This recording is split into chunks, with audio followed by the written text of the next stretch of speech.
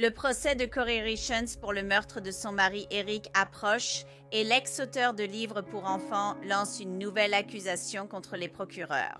Je vais tout vous expliquer concernant les témoins. Je suis Angenette Levy et voici Crime Fix.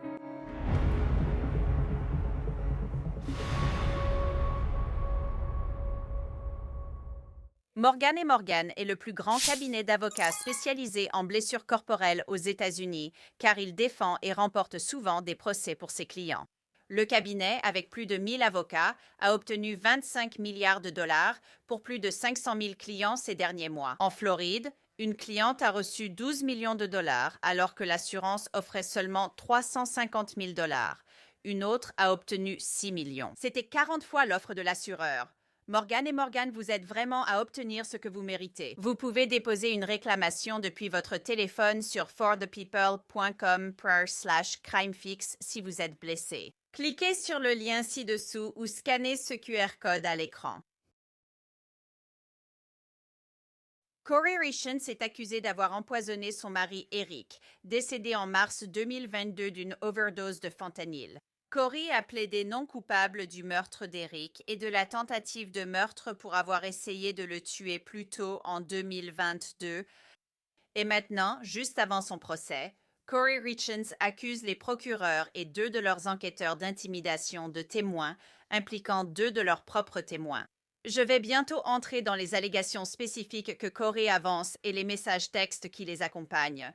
Mais d'abord, un petit rappel sur la façon dont nous en sommes arrivés là. Les procureurs disent que Corey a mis du fentanyl dans le Moscow Mule d'Eric cette nuit-là. En mars 2022, après avoir tenté sans succès de l'empoisonner un mois plus tôt, le jour de la Saint-Valentin, en empoisonnant son sandwich. L'affaire a attiré l'attention du pays. De l'extérieur, Corey paraissait une agente immobilière prospère, épouse et mère attentive de 3 garçons. Mais les procureurs affirment que les apparences sont trompeuses. Ils disent que Corey croulait sous les dettes à cause de prêts professionnels à taux élevés. Ils diront au jury que Corey a demandé à sa femme de ménage de l'aider à obtenir des médicaments qu'elle a ensuite utilisés pour empoisonner Eric, car elle pensait pouvoir accéder à l'assurance vie d'Eric et hériter de son argent. Mais cela ne s'est pas produit, car Eric Richens a veillé à ce que Corey n'hérite pas de son argent ni de son assurance vie s'il mourait. Corey a juré de se battre contre les accusations, déclarant à une productrice de Dateline en 2024 « C'est la guerre ». La sélection du jury dans l'affaire de Corey doit commencer le 10 février et les témoignages au procès pourraient durer entre 5 et 7 semaines. À un peu plus de 2 semaines de la sélection prévue du jury, Corey Richens et son équipe de défense exigent que les procureurs et enquêteurs transmettent toutes leurs communications avec les témoins, y compris appels, messages vocaux, textos et messages numériques. L'équipe de Corey Richens fait cette demande parce qu'elle accuse 2 enquêteurs de l'accusation d'intimider leurs propres témoins. Les avocats de Corey affirment avoir des services de messagerie courte pour appuyer leur affirmation et l'écrivent dans une requête visant à contraindre. La semaine dernière, la défense a reçu un avis du témoin W. Hun affirmant être harcelé par un enquêteur. Nous avons travaillé avec l'accusation et demandé s'il y avait quelque chose que nous pouvions faire pour la protéger d'eux. La témoin a transmis les messages qu'elle a reçus du détective principal Jeff O'Driscoll, également joint ici en tant que pièce A, comme le tribunal peut le constater à partir des messages joints. La témoin a clairement indiqué qu'elle ne voulait pas être préparée par l'État pour témoigner et leur a demandé de lui envoyer leurs questions. Le détective O'Driscoll a répondu par écrit en la menaçant d'obtenir un mandat d'arrêt et d'apporter une perche pour son chien si elle ne venait pas à l'entretien. Il a aussi menacé témoin 1 de prison, une intimidation flagrante selon les avocats. Maintenant, le témoin n'est identifié que comme témoin 1, aucun nom n'est donné. Regardons la pièce A.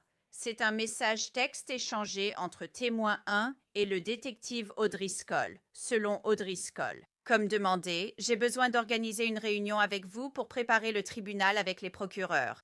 Vous pouvez le faire sur Zoom, FaceTime, peu importe. Nous devons juste organiser cela avec vous. Merci de répondre, a répondu le témoin 1. Posez-moi toutes vos questions par message texte. Je ne veux ni être préparé, ni être payé. Tout ce dont vous voulez me parler, vous pouvez l'envoyer par message, pas par les shérifs du comté. Vous êtes vraiment des gens sans cœur, des suceurs de sang, Alors allez-y, quoi? Le message suivant semble être un extrait d'un autre message de O'Driscoll. Veuillez répondre à nos appels pour que nous puissions vous préparer à ce qu'on va demander. Sinon, la prochaine fois que je viendrai, j'aurai un mandat et une perche de capture pour le chien, témoin. L'un d'eux répond: Je n'ai pas besoin d'être préparé, donnez-moi l'heure et la date et je me présenterai. O'Driscoll a répondu: C'est écrit sur votre assignation, témoin. Dois-je être présent du 23 février au 26 mars ou y a-t-il une date précise? O'Driscoll a répondu: On aurait pu en parler si vous aviez répondu. Puisque ce n'est pas le cas, venez chaque jour à 8 heures. Le premier témoin a répondu: Je voudrais que ce soit par message texte, pour avoir exactement ce que vous dites par écrit. C'est fou. Donc, le premier témoin a contacté l'équipe de défense de Corey Richens, et même si ce témoin est un témoin à charge, le ton de ce message me fait me demander si ce témoin n'est pas en réalité plus sympathique envers Corey Richens. Cathy Nestor, avocate de la défense, affirme avoir parlé au procureur principal des textos entre le premier témoin et O'Driscoll, qui ne pensait pas qu'O'Driscoll ait mal agi. Un second témoin existe aussi. La défense accuse l'État d'intimidation envers un second enquêteur de l'accusation. Pour discuter de ces allégations, je voudrais inviter Jérémy Diaz. Il est avocat de la défense basé dans l'Utah. Donc, il connaît très bien tout ce qui se passe là-bas, ainsi que les lois et les statuts de l'État de l'Utah. Jérémy, merci beaucoup de me rejoindre. Pouvez-vous me donner votre avis dès maintenant? Votre réaction instinctive à cette requête visant à contraindre et aux allégations d'intimidation de témoins formulées par l'équipe de défense de Corey Richens. Donc, ma réaction instinctive, c'est que cela ne va pas aboutir à une accusation criminelle de subornation ou d'intimidation de témoins ou quoi que ce soit de ce genre selon la loi de l'Utah. Je ne pense pas que ça ira aussi loin.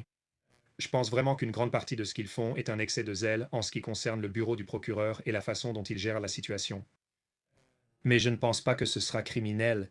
Et vraiment, c'est une réaction instinctive. Ces deux témoins. S'ils se sentent harcelés ou manipulés, je pense qu'ils devraient prendre des avocats pour les aider dans ce processus. C'est intéressant que vous mentionniez cela, car souvent, les témoins engagent souvent un avocat pour servir d'intermédiaire entre eux et le bureau du procureur et l'un des témoins. Je veux lire les messages que nous allons afficher à l'écran. Témoin 2. Et ce témoin dit même qu'il a l'immunité, ce qui vous ferait penser que si cette personne a l'immunité, elle aurait déjà un avocat qui s'occuperait de tout cela pour elle. Vous savez, ceci vient de ce détective Travis au témoin, où c'est l'échange entre eux. Salut Travis, j'ai déjà fait une déclaration et ne souhaite pas en dire plus. Et la détective répond: Je comprends votre position et je reconnais que vous avez déjà fourni une déclaration. Cependant, je tiens à préciser que l'immunité accordée par le parquet reste conditionnelle à une coopération continue. Refuser de participer pourrait compromettre cette immunité, d'où la nécessité de votre coopération. Veuillez me donner un jour et une heure auquel vous pouvez passer au bureau du shérif afin que je puisse discuter des questions en jeu. Le témoin répond: Honnêtement, Travis, j'ai déjà tout dit et fourni le document demandé. J'ai été totalement honnête et coopérative à 100% et je continuerai en majuscule à être coopérative. Cet entretien a eu lieu il y a presque 2 ans. Au lieu de prendre du temps sur ma journée chargée, quelles autres questions avez-vous? Je précise aussi que lors de notre rencontre, tout le monde m'a confirmé que je n'avais rien fait de mal. Même ainsi, je continuerai à être coopérative. Donc cette personne a obtenu l'immunité, ce qui me fait penser qu'il y avait un risque que cette personne puisse faire face à des accusations criminelles. C'est ce que cela implique, non? S'il y a eu une concession d'immunité, il devrait y avoir une lettre d'immunité. Nous gérons ce type de situation avec des avocats de la défense, parfois quand des clients deviennent témoins à charge et risquent une sanction pénale. Il y a généralement toujours une lettre qui précise certaines choses requises dans le cadre de l'accord, et la coopération totale en fait toujours partie. Alors, ont-ils vraiment une lettre d'immunité? On ne sait pas, rien ne nous a été montré. Je ne sais pas si la défense l'a reçue, elle aurait dû l'avoir lors de la communication des preuves. Mais s'il y a eu une concession d'immunité et qu'une lettre a été fournie, il y aura une clause qui dit que cela s'applique tant que vous restez coopératif. Quel est votre avis sur ces échanges? En tant qu'avocate de la défense, trouvez-vous cela coercitif ou intimidant? Ou vous savez, parce que je regarde la loi sur la subornation de témoins, et ça donne l'impression que vous savez, si vous étiez, vous savez, vous avez dit plus tôt que vous ne pensiez pas que cela allait mener à une accusation de subornation de témoins. Et si je regarde la loi, ça donne l'impression que vous savez, il est illégal d'inciter un témoin à témoigner faussement, à retenir son témoignage, à échapper à la procédure judiciaire, des choses de ce genre. Donc c'est ça, légalement, la subornation de témoins. Mais est-ce que vous trouvez que cela, vous savez, est-ce que cela vous semble coercitif? Comme si vous ne faites pas ça, vous savez que vous pourriez être poursuivi pénalement. Coercitif, allez, me semble un peu exagéré. Pour moi, c'est un abus de pouvoir. Pour moi, c'est le représentant de l'État, le bureau du procureur, qui va au-delà de ce qu'il devrait me faire, selon moi. La seule chose que le témoin est obligé de faire, c'est de se présenter pour témoigner au procès, n'est-ce pas? Ce qui est intéressant ici, c'est que je connais certains des procureurs de cette équipe. J'ai travaillé avec quelques-uns d'entre eux dans une vie antérieure, quand j'étais moi-même procureur, l'un d'entre eux, et c'est assez intéressant. Il y avait ici un procureur sur l'affaire John Swallow pour ceux qui ne la connaissent pas. Ils ont eu un problème avec un témoin qui devait quitter la ville. Ils ont donc suivi la procédure pour obtenir un mandat de témoin matériel et le placer en garde à vue. Cela jouera sans doute un rôle lorsque nous évoquerons l'autre témoin dans cette affaire, où il menace de les emprisonner, n'est-ce pas? Et je sais que nous n'en sommes pas encore là, mais c'est un peu la question fondamentale dans tout cela. Quand je parle d'abus de pouvoir, c'est l'obligation de se présenter pour témoigner.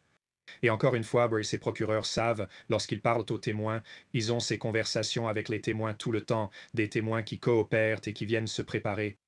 Ils demanderont, dois-je parler à l'équipe de la défense si elle me contacte? Et de manière générale, la plupart des procureurs avec qui j'ai travaillé par le passé et que je connais diront que vous n'êtes pas obligé. Donc, encore une fois, quand on parle d'abus de pouvoir, ça devrait être la même chose, c'est-à-dire que, écoutez, nous voulons que vous veniez vous préparer avec nous, mais si vous ne voulez pas venir vous préparer avec nous, vous n'êtes pas obligé. Faites-nous simplement savoir que vous êtes prêt à vous présenter et à répondre à la citation à comparaître, ce que ces deux témoins ont fait. Et moi, vous savez, je pensais que c'était assez courant que les procureurs et les avocats de la défense veuillent préparer leurs témoins. Et quand je dis préparer, je ne veux pas dire leur dire quoi dire, mais simplement, vous savez, revoir leurs déclarations, leur poser des questions. Vous savez, vous avez dit ceci aux détectives, vous leur avez dit cela, peu importe. Et vous savez, ce n'est pas comme si vous les incitiez à dire quelque chose qu'ils n'ont pas dit ou à modifier leur témoignage. Ce n'est pas censé se passer ainsi.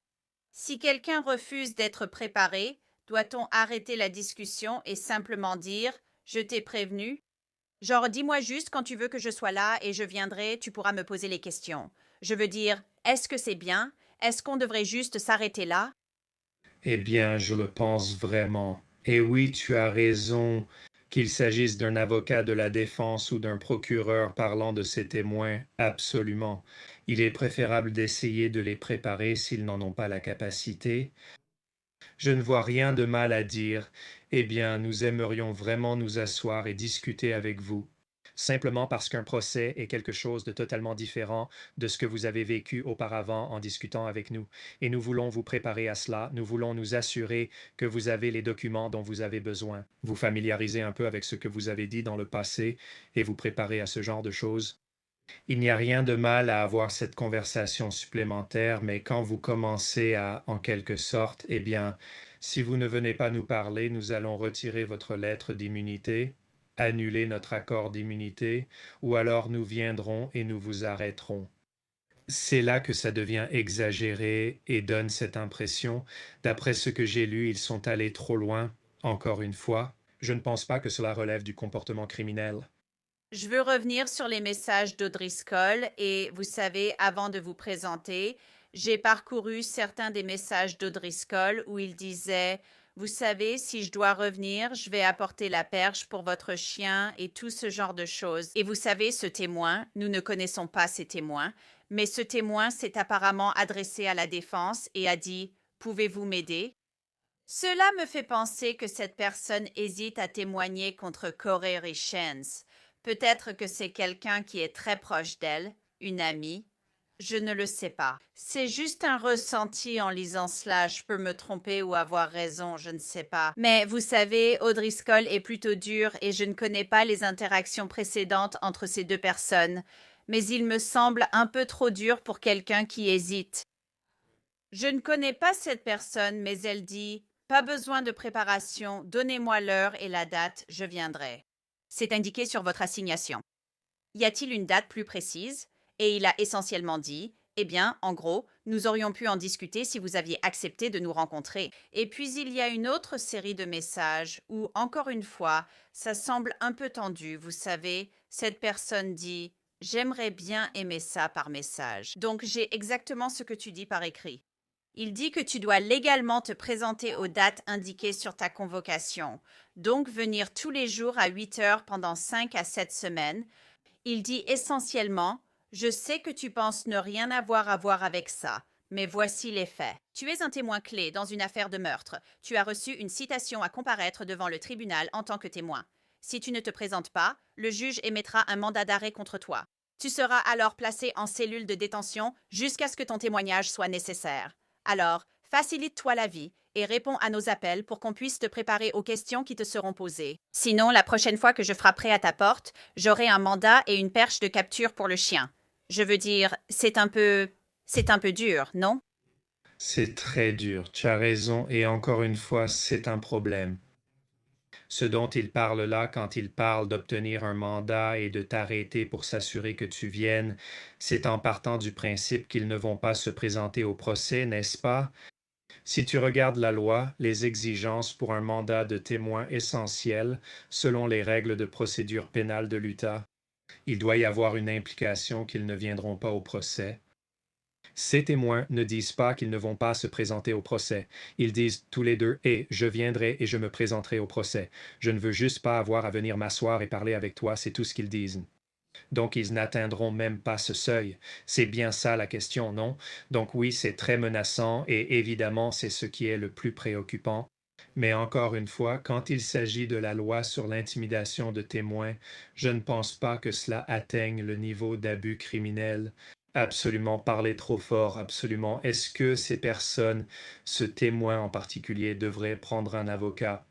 Je pense que oui, juste pour créer cette barrière et pour, je suppose, les interpeller sur ce qu'ils disent. Nous allons venir avec une assignation à comparaître et nous allons vous mettre en prison pour nous assurer que vous venez témoigner. Non, je vais venir témoigner et c'est vraiment là que ça s'arrête. Je fais ce que je fais. Si on m'avait envoyé ça, j'aurais sans doute ri, mais pas parce que c'est drôle. Je ne trouve pas ça amusant, juste un peu absurde. Mais je rirais probablement et je me dirais parce que je sais que je peux appeler un avocat et lui dire de s'en occuper. Mais si je suis juste une personne ordinaire qui n'a pas l'habitude de ce genre de choses et qui ne fréquente pas ces milieux, je me dirais oh là là, genre vous allez m'envoyer en prison? Mais c'est quoi ce délire et tout le reste? Donc franchement, je ne comprends pas. Cathy Nestor affirme avoir parlé au procureur qui lui aurait dit n'avoir rien fait de mal. Qu'est-ce qui se passe là-bas? Vous voulez vraiment traiter les témoins ainsi? Je comprends que cette affaire est importante pour vous. Vous avez peut-être rencontré des frustrations, mais il faut se rappeler qu'ils restent humains. Absolument, et c'est l'une des choses les plus difficiles auxquelles je pense. Être avocat, c'est un peu ça. Je ne veux pas dire ignorance négativement, c'est juste comme ça. Je parle de personnes, comme vous l'avez dit, qui ne fréquentent pas ces milieux et ignorent le fonctionnement habituel. Cela peut sembler très menaçant et effrayant et tout le monde devrait le comprendre. Je veux dire, même si c'est le début d'une affaire et qu'un policier vous contacte, qu'il se présente simplement comme un détective et dit Hé, je veux juste vous parler. Consultez un avocat, analysez la situation et assurez-vous d'être à l'aise avant ces réunions. Et quand il y a eu autant de pression, oui, les gens devraient absolument le faire. Au cœur de tout cela, il y a une requête pour contraindre, où l'équipe de Corey Richand veut obtenir toutes les communications que les enquêteurs ont eues avec les témoins, etc. Le juge va-t-il accorder cela? Vous savez, ça va être intéressant à voir. J'imagine que l'État va essayer de faire valoir que beaucoup de ces éléments relèvent de leur propre préparation et ne sont pas soumis à la divulgation. La défense pense avoir des arguments pour intervenir et évoquer ces problèmes. Elle souhaite connaître ce que l'accusation dit et entend des autres témoins. Middle. Ce sera intéressant de voir la décision du juge Morazic, mais si je devais parier, je dirais qu'il estimera probablement qu'ils n'ont pas à remettre toutes les communications. La communication pourrait être limitée, mais j'ignore s'il exigera qu'ils divulguent tout. Intéressant? Eh bien, cela a certainement été intéressant à lire. Je suppose que je ne lis pas souvent beaucoup de messages entre des policiers et des témoins. Mais je vous conseillerais de ne peut-être pas gérer la situation de cette façon. Parfois, on attire plus de mouches avec du miel, vous savez, c'est ce que dit le vieux proverbe. Encore une fois, nous n'avons aucun contexte sur les communications précédentes, mais c'est vraiment quelque chose de lire ça. Penses-tu que, tu sais, juste en regardant cette affaire, Jérémy est tué dans l'Utah? À ton avis, à quel point les gens dans l'Utah suivent-ils cette affaire de près? Euh, je pense que quand tu parles de Provo, du comté de Summit en général, toute cette région-là, Camus, Hébert, je pense que tu vas beaucoup attirer l'attention sur l'impact à l'échelle de l'État. Plus tu t'éloignes, plus ça prend une dimension nationale, tu vois. Les passionnés de faits divers qui regardent et écoutent tous les podcasts qui existent, n'est-ce pas? Ils y prêtent vraiment attention d'un point de vue local. Quand j'en parle aux gens, je veux dire, soit tu t'y intéresses, soit tu ne t'y intéresses pas, c'est tout. Et je pense que plus on s'éloigne, je veux dire, probablement plus à Salt Lake, ça correspond sans doute un peu plus au niveau national. Eh bien, nous allons certainement suivre cela. Jérémy Diaz, merci beaucoup de m'avoir rejointe. Je vous en suis reconnaissante. Bien sûr, merci de m'avoir invité. Au moment de cet enregistrement, l'État n'a pas répondu à cette requête visant à contraindre ni aux allégations selon lesquelles les enquêteurs intimidaient les témoins de l'État. Cela devrait arriver plus tard cette semaine, avec une audience sur la requête la semaine prochaine. C'était Crime Fixe avec Angenette Lévy. Merci de votre présence. Je vous retrouve ici la prochaine fois.